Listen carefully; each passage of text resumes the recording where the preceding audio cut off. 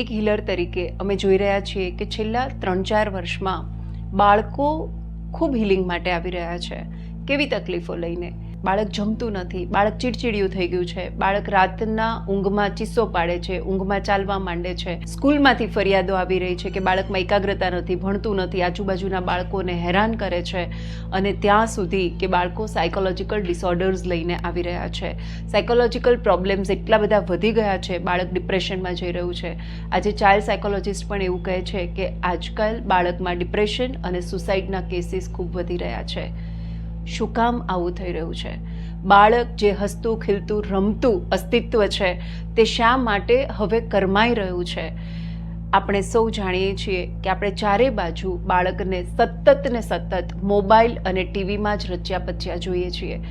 Mobile અને TV અને એમના જે ગેઝેટ્સ છે એ એવા રિસોર્સિસ છે જે તેની પ્રાણ ઉર્જાને ખેંચી રહ્યા છે. આજે ફરી મારે માતા પિતાને કહેવું છે કે પોતાના બાળકના જીવન પ્રત્યે સજગ થઈ જાઓ. બાળક તે પ્રકૃતિનો અંશ છે. 7 વર્ષ સુધી બાળકને કુદરતના ખોળે મુક્ત રીતે રમવા દો, ઉછેરવા દો, ફરવા દો અને ખીલવા દો. પ્રકૃતિ તે બેસ્ટ હીલર છે. પ્રકૃતિ એ બાળકની બીજી માતા છે.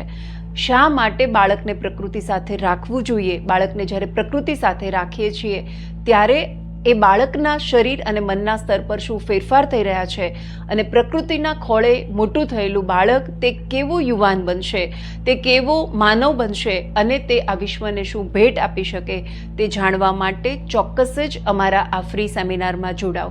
વધારે માહિતી ડિસ્ક્રિપ્શનમાં આપેલી છે.